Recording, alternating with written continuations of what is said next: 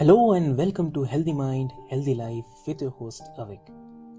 This podcast is all about exploring the latest research, sharing personal stories, and providing personal tips for improving our mental health and well-being.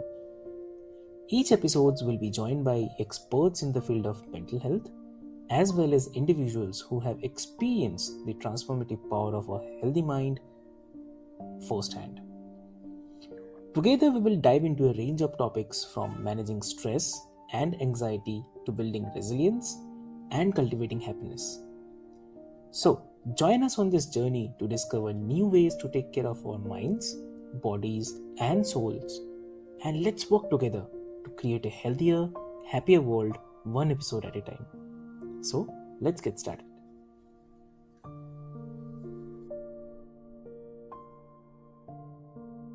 Hello and welcome to Healthy Mind, Healthy Life. I'm your host Avik, and today we are joined by Anna.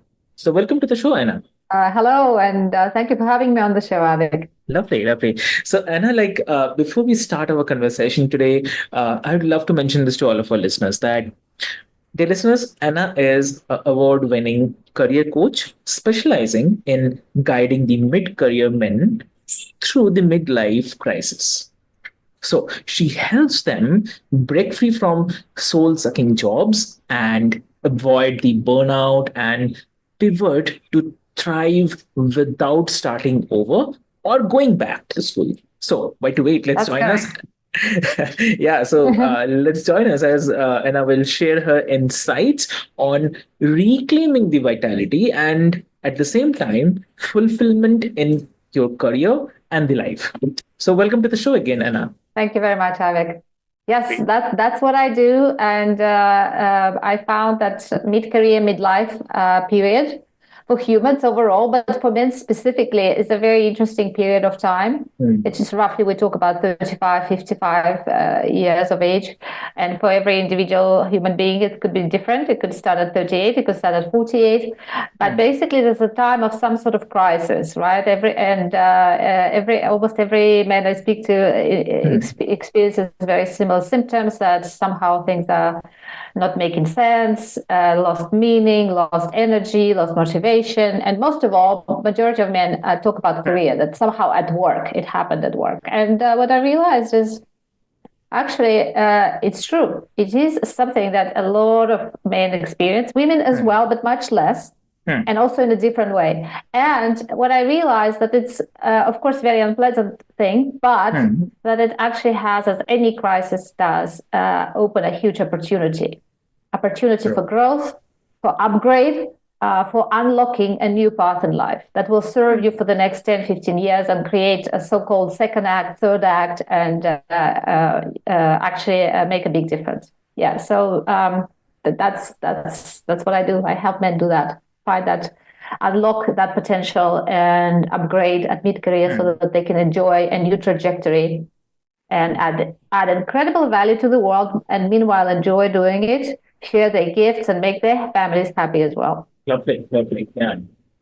So, what, according to you, are some of the common signs or maybe the indicators that someone might be experiencing in their midlife crisis, particularly in the context of their career? Yeah. Oh, it's a very good question, Havik. Yes, because a lot of men actually misinterpret the signs of crisis, and they kind of try to ignore them or push through them or soldier through them, and they also sometimes even blame themselves, saying, "Oh, it's laziness or something else," and I have to, overcome and move through. So the common signs are sudden shift in energy. Like, I was really happy before, but suddenly the things that really made me happy are not there anymore. At work, somehow the fire is not there. That's how men describe it. And I'm trying to describe it how men describe it to me, right? Things seem meaningless. Things seem to be doing the same thing over and over again. There's a persistent feeling that there must be more. There must be more available. There must be more to life. There must be more to work. I have more to share. I have more potential. A lot of men start speaking about unrealized potential. That it's almost like they feel something is knocking on the door, calling them. It's like something that they've been, too busy maybe to realize, and something they are not using in their work. And suddenly this pressure to let it out and use it in their work and share these gifts with others become very pressing, very urgent. And not doing it creates another burden, right? So some men describe that they have physical symptoms, right? That they, for instance, lose sleep. They become very nervous. They feel a lot of tension. They have emotions associated. Either they're sad and they're feeling regret and they're feeling like they may be losing an opportunity, or they feel angry and frustrated all the time because they're not somehow not doing what they're supposed to be doing. Right? A lot of men tell me that they have some sort of trouble in relationship that affects their relationship. If they have a family, wife, kids, it affects their family life. If they're not in a family, but they have any sort of relationship, for instance, with their friends, it affects that as well, because they tend to withdraw. They feel maybe when friends sharing their successes or something, they feel they're not worthy. They feel they are not proud of what they're doing, for instance, professionally, right? They feel they have nothing to share, or suddenly they maybe were sharing before, but now it kind of lost its sense and meaning to them, right? They also feel one of the symptoms that men describe a lot, and this actually happens to be a symptom of burnout as well, is that they start dreading work. And sometimes even life in general. They just start waking up already grumpy and not looking forward to their day. And for instance, Sundays becomes like days of dread. Sundays, instead of spending it with the family, enjoying life, having quality time with kids or things like that, or being active, enjoying sports like they used to, suddenly say already on Sunday, I wake up feeling, oh my God, it's going to be Monday tomorrow, right? And then throughout Sunday, they're not present. That's what a lot of men also say, not being present for my life, not being present for my family, and kind of feeling I love them, and I love what I do, and this and that, in terms of like with my family, having active. But then they say it's sort of poisoned by constant contemplation of me not being present, and me constantly worried about work, that I'm going to go to work tomorrow, and that's going to be awful and dreadful again. A lot of men actually develop the kind of imposter syndrome, because they feel that because they lack of energy and motivation, they're only doing the bare minimum at work, and they feel they're getting away with it, but they feel that any time they will be caught and revealed and uncovered and exposed and shamefully, let go, things like that. So as I've just described, you can imagine it's quite a nightmare, right? To be living in all those feelings and emotions and experiences. And the worst thing about men as well in this, that men tend to hide it. Women tend to share and be vulnerable and seek help, share with their friends, share with counselors, with therapists, coaches, whatever, while colleagues, while men tend to bottle it up and hide it. They don't share. They don't. Of course, wives usually have a hunches or close friends or something, but still, they say they're not sharing it much, and they really believe it's their duty to soldier through all those things,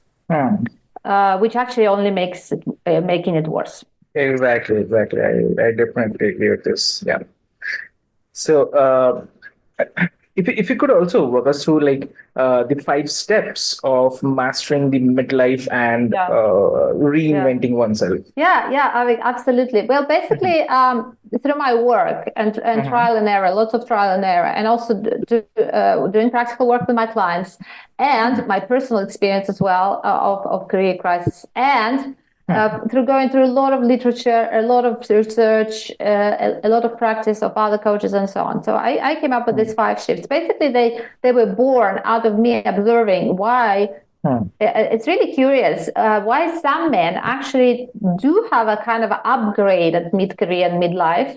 Something shifts, something changes, and then they really have this long and interesting second acts, and they enjoy their career and well into the old age, and they have full of energy, and they're sharing their gifts and talents, and it's just amazing. While some they almost like peak, and then boom, something happens, and then from that it's just kind of either stagnation or decline, so I really was curious, and what I found out that there is it's because some men maybe resolve and they choose to use this crisis time to resolve and open a new path for themselves, while others for whatever reason, either they don't feel that they're strong enough, or maybe they don't realize that there is an opportunity and all that. They just got obsessed with getting it back to where it was, like getting it back, and that makes them stagnate and kind of lose energy. And stagnation, decline could happen. Decline can happen fast or slow, but anyway, they just feel that they're not living their best life. And that's how, that's how these 5 steps were born. That I realized that there are certain steps a man can take in order to avoid the stagnation and decline, and actually regroup and upgrade yourself. So it is about getting back to energy, but it's not getting back to energy the way it was, or doing your work the way it was. Change is required. And the first thing that I found that is most important is that men become very aware of why they're here, why they're working in the first place. And I call purpose, right? So they need to get on purpose, and they need to get crystal clear about what the purpose is for them working, for them being here on this planet at this time. Right? And it sounds like, oh, this is so existential, but that's exactly what mid-career and midlife is about. You can no longer avoid the existential question about who you are, why you're here, and what you're here to share with the rest of us. Yeah, definitely. Exactly true. So, and that's exactly what we start with. And purpose, Avik, is such a overused term. So many people don't know what it is about. And a lot of men actually spend time mentally figuring out what the purpose is. But actually, it's wrong. It's the wrong way, and it creates more stagnation, more stuckness, more frustration, and more burnout as well. And there is a different way. I realized that purpose is actually something much deeper. Purpose is in a way, let's put it simplistically, how energy of this particular man working. And if man hits the right purpose, he is automatically energized by this activity, intrinsically energized by this activity. So in a way, he doesn't even care. When he's in it, he doesn't even care if he's paid or what's happening. He's just enjoying doing this, serving this particular client or customer, or doing this activity or creating this outcome, whatever it is, right?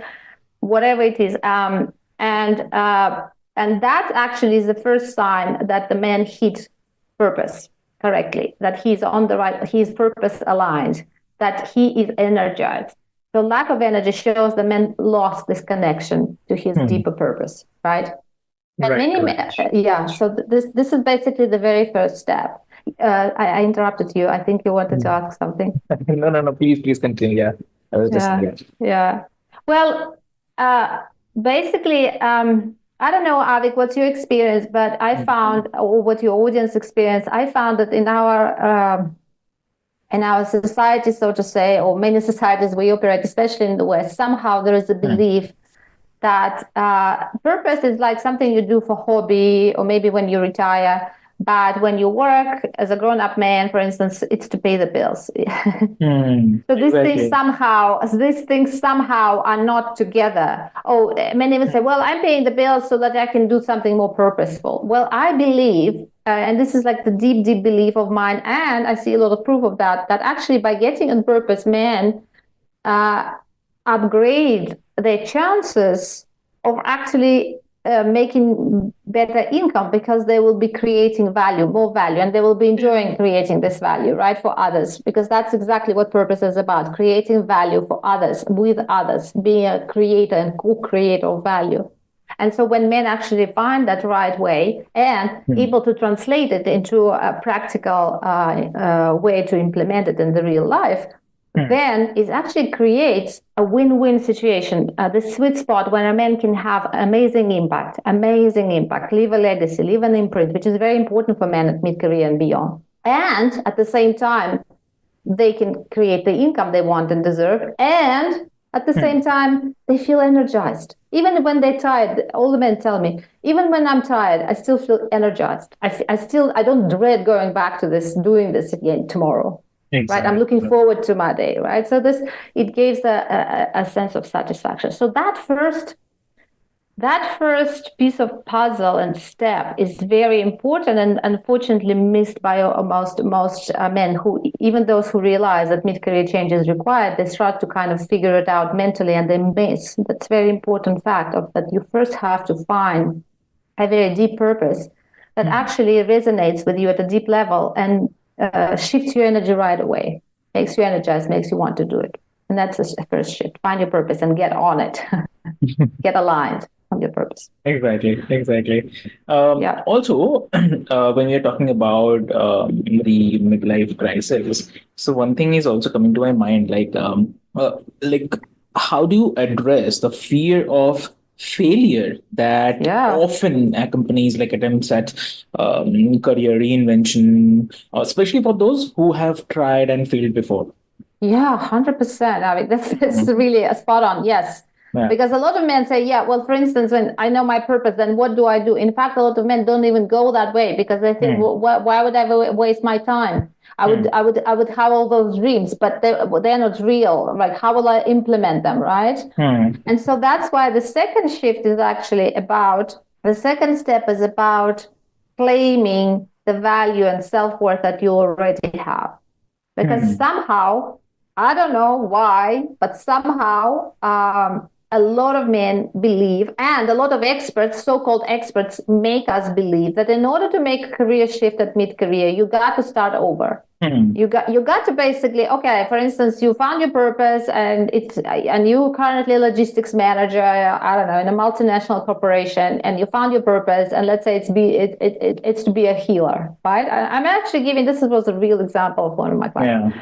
And he said, I know this calling me, but I just see absolutely no way to bridge from one to another, and I'm not prepared to start over at 45, and you know, that's what they believe should happen, and basically go back to school and leave my family with no income, and then also face failure. As you said, Avik, what if I fail, right? So that's what actually kind of fears that men face. And the truth is that you don't have to start over. You don't have to go back to zero. It's not the same. Mid-career is not the same as when you started career, because a lot of people think, well, I have to go back to school, you know, how I was, whatever, 16, 18, 20. Now I have to do it the same way. No, you're 45. And the good thing about it is that you have a lot of experience now. You've acquired so many skill sets. You acquired previous degrees. You acquired previous certifications. You acquired years of experience at work and at home, personal life and professional life. You also acquired a lot of failures and experiences from that, and a lot of wins, experiences from that. And there are skill sets you acquired, but they're also natural gift skills and abilities, which also a lot of men often take for granted, and they don't really value that. And when you claim all that, then you realize that actually mid-career is the time not to so much to invest in something new, but to claim return on your previous investments. And now it's also a new term appeared, return on experience, ROE, return on experience. Okay. Yeah, so you have to claim that. And a lot of men actually ignore all that. They think all of that will be lost if they start pivoting and changing, right? But I actually help them to claim that. And so second step is to claim your gifts, claim your experiences, and you will find two things. First of all, you will find that you have everything you need to jumpstart your new career without having to start over or go back to school or go to zero, whatever. Like in that particular logistics guy experience, that was really funny. Because the moment he got on purpose and he really realized the healing space is his space, and he actually then confessed to me that he already had a healing certificate. He already went, some nutrition course for over several years, and he got a certificate, a diploma. But he said, I never used it. In fact, he was even hiding it from everyone. Even though people naturally sought out his help and advice in the area of healing. Yeah, he was passionate about healing through nutrition and healing through, being exposed to cold, all sorts of, cold water, all those sorts of things, right? So basically what we found, it was that he already had 90% of what he needed. And what he didn't have, it was very easy to acquire. He's a resourceful man. And that was really just a couple of steps. And that was not that big a deal, right? But he was telling himself for years that kind of dream or calling is a stupid fantasy. It's irresponsible. He has no way of getting there. So he should just settle for being logistics manager, suffering what he didn't enjoy, and just drop his dream altogether. You see, so that was really important. And another thing, when men claim their gifts and skill sets and experiences, it's not just about technical or professional skill sets. This is also about having to deal with failure. Like Avik, you said, failure is a big fear. But when a man sees that he's already had so many experiences where he was faced with major dilemma or problem or maybe failure, and he dealt with it, right? So he found a way. He problem solved, like many men did. When they're 45, they already had years and years and years, and we claim those experiences too. And what it helps to kill what I call it's not what I call kill the imposter. The imposter is a known syndrome where good people experience competent people constantly tortured by this feeling that they're not enough. And that they're not competent, and they're not as competent as others, and they have no right to do this, and And mid-career, actually, a lot of men are stopped by doing something they really want and enjoy, just because this imposter becomes so strong, telling them, "Who are you to do this? Who are you to be happy and make money doing what you love?" No. And you will fail, right? So a lot of this fear of failure, comes from this imposter syndrome. And by claiming all the value that man already generated in his life, all his experience, and also how he was very successful at navigating previous hiccups, failures, obstacles, all of that creates a totally different way and muscle of and way of readiness and competence to see that, oh my God, I have everything I need to jumpstart this new career, to bridge this gap, and to make it happen. Especially that we're not talking about like 5 years, Avik. We talk about at 45, man has 20 years to go in his career, right? Before he can retire. So we're talking about 20 years. Is it worthy to invest a bit of effort and time and energy into finding what you really love? So for the next 20 years, you can have an amazing ride, right? Rather than just be stagnant or declining all the time, soldiering through your days. So that's the second shift. Claim your gifts, your self-worth, and see how you have everything you need to apply and jumpstart your new path, purpose. Now that you know your purpose, so the path will be purpose aligned as well, to jumpstart that new path as soon as possible. Sure. So yeah, that's the second shift. Yeah. So, what do you think? Are there any misconceptions or myths about midlife crisis that commonly encounter in your work? Very good question. I have a lot of those. one of a very common one I already mentioned in terms of you need to start over, go back to zero, and start all over again in the middle of your life, which of course terrifies most of people. Or another one, you have to have a degree for whatever you want to do. You have to have a new degree, so you have to go back to school. I don't know, invest 3 years or something, and only then you can do it, right? So all of this we sort of addressed already in the as we spoke. But there's also more. For instance, what happens is as well, a lot of guys, and it kind of goes together with, they basically feel, this is a big misconception, especially for men. A lot of guys feel that in order to make a change, they first need to figure it all out in their head, kind of spell out the whole strategy and tactics and everything, step by step, figure out it all, what they're going to do, how they're going to do it, how they're going to transition, how they're going to make money, how they're going to find clients, everything. They need to figure it all out mentally. Plus, a lot of men believe they need to do it on their own. Somehow, there's a reluctance to seek help there. They feel, if I'm smart, if I'm a leader, I will figure it out. So, and they give themselves an impossible task to figure it all out before making a first shift, because they're responsible. They don't want to take risks. And the misconception is, that they have to figure it all out, that they will minimize the risk, which is wrong. This is wrong. Why? What happens in reality, these men sit and they try to figure it all out, and the new career is not something you figure out in your head. It just doesn't work that way. And what happens that they unfortunately waste years, honestly years. I work with men who spent 7 years, for instance, thinking, trying.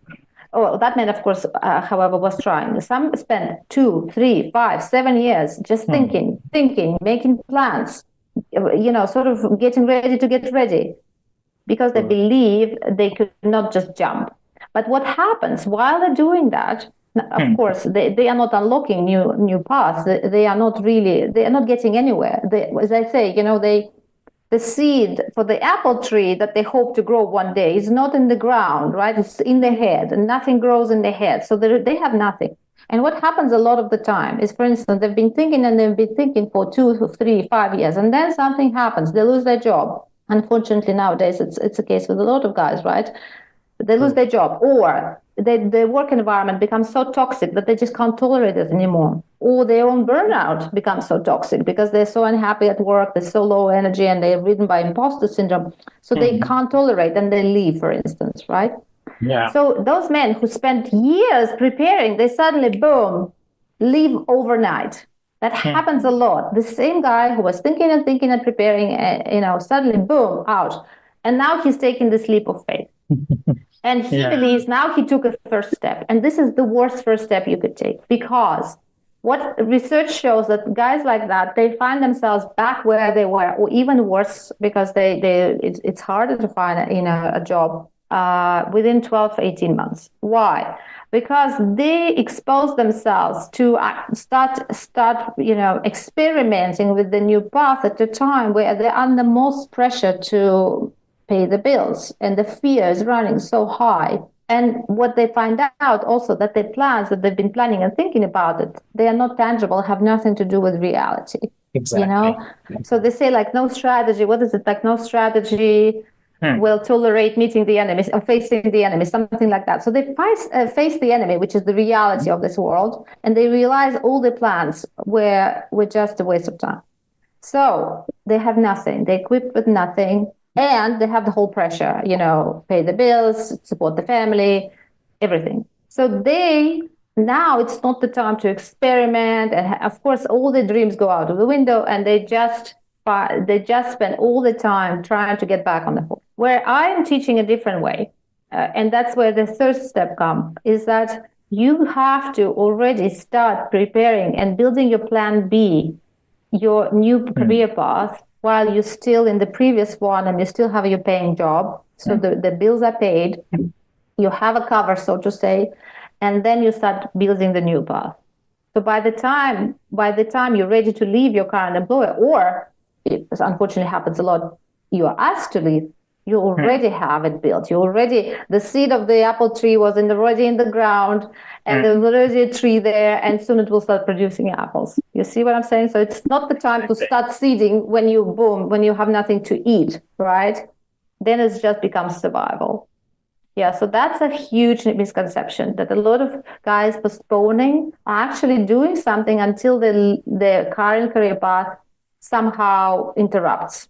Either they can't do it anymore, or they're asked to leave, or they're laid off and things like that. Exactly. And this is probably the biggest mistake, I would say. Which costs a lot of people. Then it costs them really a chance to do the real upgrade and a proper mid-career field. Yeah, that's lovely. That's one. Lovely. So what advice would you offer to our listeners who may be experiencing a midlife crisis or contemplating a career reinvention? Well, I would say, first of all, do not ignore the signs that something is not working and that you maybe want more, right? Or something different. Just do not ignore, first of all. Second, seek help, right? Seek help, look around. And also face, Avik, what surprises me is that a lot of people in Generation X and Millennials, which is the generations I deal with at midlife, at mid-career, still believe somehow the career should last them for life. That's not true. Exactly. It hasn't been true. For my generation, it hasn't been true for the last 25 years. I remember already being taught back then There is no lifelong career. There is no career for life. And yet every single one of us, me included, by the way, when we hit a snag in our career, we was like, oh, something is not working. I have to fix it. And I invite your listeners to actually assume, what if it's a signal that this career is just running out of steam? Sure. Yeah, that this path is no longer will be serving me, and I have to switch gear, and I have to switch trains and find myself, a new path. So, and that could also be seen as a mishap or as something unavoidable, happen anyway. And by the way, is an opportunity. It's an opportunity to get yourself an upgrade, right? But if you're brave enough and open enough and courageous enough to embrace it and say, okay, that will be my upgrade. So from now on, I will relaunch myself, and that path will be even better than the previous one. Sure. Exactly.